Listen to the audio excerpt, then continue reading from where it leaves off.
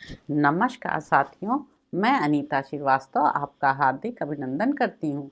श्रीमद् वाल्मीकि रामायण में आज का प्रसंग है भाई के साथ वैर का कारण बताने के प्रसंग में सुग्रीव का वाली को मनाने और वाली द्वारा अपने निष्कासित होने का वृत्तांत सुनाना। तदंतर क्रोध से आविष्ट तथा विक्षुब्ध होकर आए हुए अपने बड़े भाई को उनके हित की कामना से मैं पुनः प्रसन्न करने की चेष्टा करने लगा। मैंने कहा, अनाथ नंदन, सौभाग्य की बात है कि आप सकुशल लौट आए और वह शत्रु आपके हाथ से मारा गया। मैं आपके बिना अनाथ हो रहा था, अब एकमात्र आप ही मेरे नाथ हैं। यह बहुत सी तीलियों से युक्त तथा उदित हुए पूर्ण चंद्रमा के समान श्वेत छत्र मैं आपके मस्तक पर लगाता और चंवर डुलाता हूँ, आप इन्हें स्वीकार करें। वानरराज, मैं बहुत दुखी होकर 1 वर्ष तक उस बिल के दरवाजे पर खड़ा रहा। उसके बाद बिल के भीतर से खून की धारा निकली। द्वार पर यह रक्त देखकर मेरा हृदय शोक से उद्विग्न हो उठा और मेरी सारी इंद्रियां अत्यंत व्याकुल हो गईं। तब उस बिल के द्वार को एक पर्वत शिखर से ढककर मैं उस स्थान से हट गया और पुनः किष्किंधापुरी में चला आया। यहाँ विषाद पूर्वक मुझे अकेला लौटकर पूर्ववासियों और मंत्रियों ने ही इस राज्य पर मेरा अभिषेक कर दिया। मैंने स्वेच्छा से इस राज्य को नहीं ग्रहण किया है, अतः अज्ञानवश होने वाले मेरे इस अपराध को आप क्षमा करें। आप ही यहाँ के सम्माननीय राजा हैं और मैं सदा आपका पूर्ववत सेवक हूँ। आपके वियोग से ही राजा के पद पर मेरी यह नियुक्ति की गई। मंत्रियों, पूर्ववासियों तथा नगर सहित आपका यह सारा अकंटक राज्य मेरे पास धरोहर के रूप में रखा था। अब इसे मैं आपकी सेवा में लौटा रहा हूँ। सौम्य शत्रुसूदन, आप मुझ पर क्रोध न करें। राजन, मैं इसके लिए मस्तक झुकाकर प्रार्थना करता हूँ और हाथ जोड़ता हूँ। मंत्रियों तथा पूर्ववासियों ने मिलकर जबरदस्ती मुझे इस राज्य पर बिठाया है, वह भी इसलिए कि राजा से रहित राज्य देखकर कोई शत्रु इसे जीतने की इच्छा से आक्रमण न कर बैठे। मैंने ये सारी बातें बड़े प्रेम से कही थीं, किंतु उस वानर ने मुझे डांट कर कहा, तुझे धिक्कार है। यूं कहकर उसने मुझे और भी बहुत सी कठोर बातें सुनाई। तत्पश्चात उसने प्रजाजनों और सम्मान्य मंत्रियों को बुलाया तथा सुहृदों के बीच में मेरे प्रति अत्यंत निंदित वचन कहा।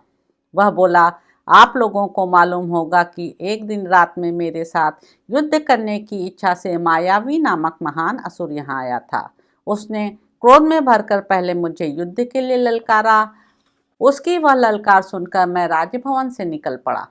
उस समय यह क्रूर स्वभाव वाला मेरा भाई भी तुरंत ही मेरे पीछे पीछे आया।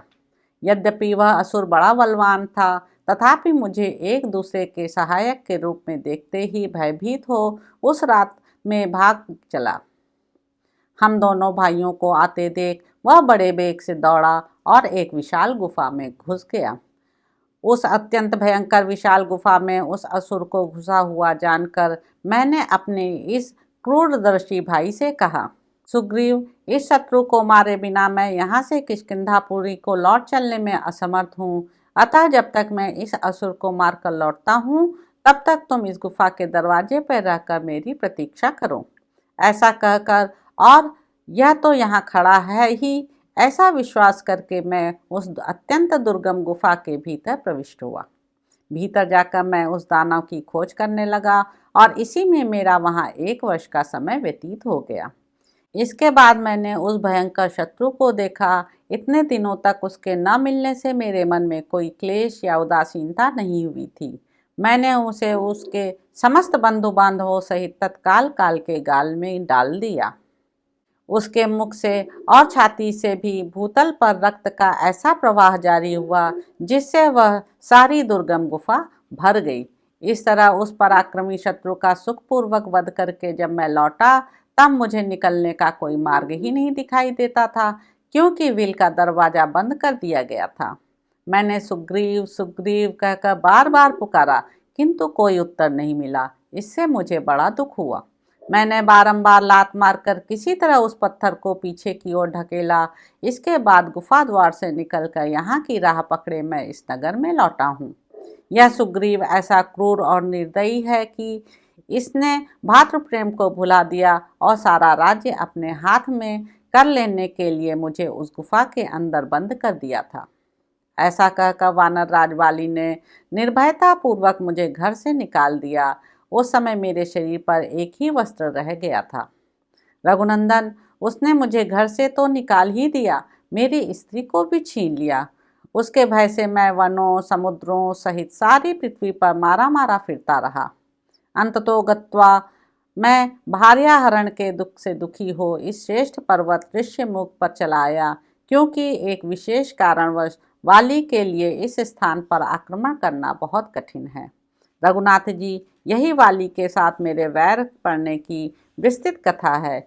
यह सब मैंने आपको सुना दी। देखिए, बिना अपराध के ही मुझे यह सब संकट भोगना पड़ता है। वीरवर, आप संपूर्ण जगत का भय दूर करने वाले हैं। मुझ पर कृपा कीजिए और वाली का दमन करके मुझे उसके भय से बचाइए। सुग्रीव के ऐसा कहने पर धर्म के ज्ञाता परम तेजस्वी श्री रामचंद्र जी ने उनसे हंसते हुए से यह धर्मयुक्त वचन कहना आरंभ किया। मित्र, ये मेरे सूर्य के समान तेजस्वी तीखे बाण अमोघ हैं, जो दुराचारी वाली पर रोषपूर्वक पड़ेंगे। जब तक तुम्हारी भार्या का अपहरण करने वाले उस वानर को मैं अपने सामने नहीं देखता हूँ, तब तक सदाचार को कलंकित करने वाला वह पापात्मा वाली जीवन धारण कर ले। मैं अपने ही अनुमान से समझता हूँ कि तुम शोक के समुद्र में डूबे हुए हो। मैं तुम्हारा उद्धार करूँगा। तुम अपनी पत्नी तथा विशाल राज्य को भी अवश्य प्राप्त कर लोगे। श्री राम का यह वचन हर्ष और पुरुषार्थ को बढ़ाने वाला था। उसे सुनकर सुग्रीव को बड़ी प्रसन्नता हुई। फिर वे बहुत ही महत्वपूर्ण बात कहने लगे। तो इस प्रकार साथियों, किष्किंधा कांड में निहित 10वां सर्ग यहाँ पर संपूर्ण होता है। इसके अगले अंक में आप जानेंगे कि सुग्रीव के द्वारा वाली के पराक्रम का वर्णन, वाली का दुंदुभी दैत्य को मारकर उसकी लाश को मतंग वन में फेंकना, मतंग मुनि का वाली को शाप देना, श्री राम का दुंदुभी के अस्थि समूह को दूर फेंकना और सुग्रीव का उनसे साल भेदन के लिए आग्रह करना। तो अब आपसे अगले अंक में मुलाकात होगी। मेरे YouTube चैनल संवाद विद अनीता को लाइक करें, शेयर करें, सब्सक्राइब करें। धन्यवाद साथियों।